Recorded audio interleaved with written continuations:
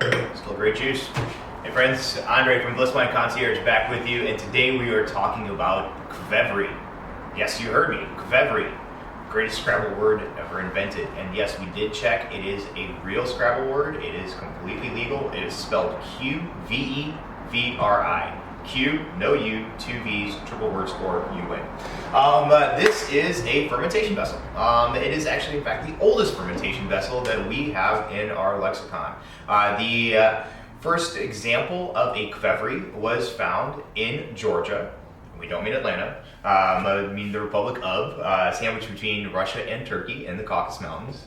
And in a cave in Georgia, not too long ago, we discovered not we, but people discovered a set of shards, pottery shards, very much similar to what this would look like if it was broken in many, many pieces. And inside of those pottery shards, they found some grape seeds. And essentially, they found evidence of winemaking.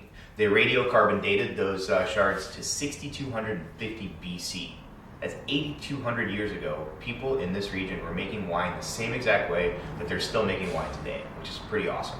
Essentially, you make something that's a different shape, but you kind of get the idea. A clay vessel, very much like so.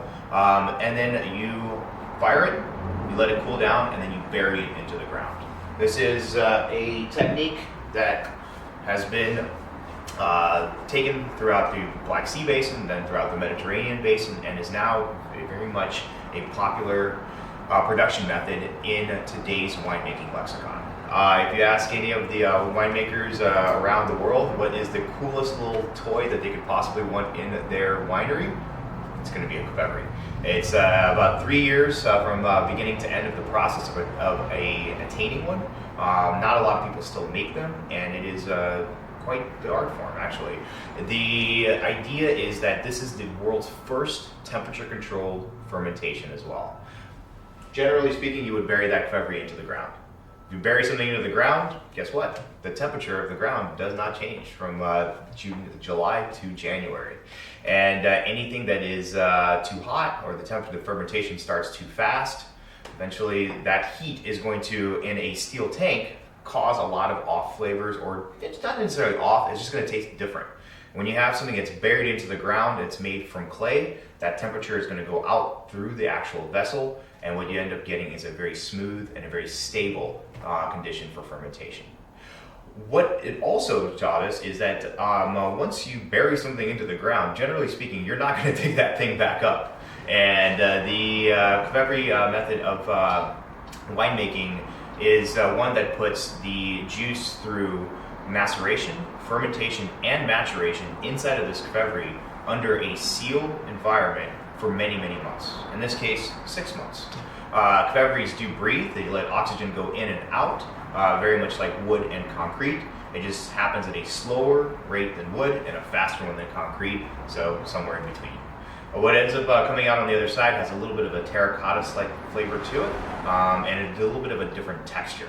What we're tasting today is the Pink Solaire from Hanna Zillinger, made from the grape Rossler. The Rossler grape is a cold hybrid, and this is the one from 2021 that's going to go into these Qvevri for 6 months with stems, a little bit of skins, and everything else that is in the berry, including the seeds.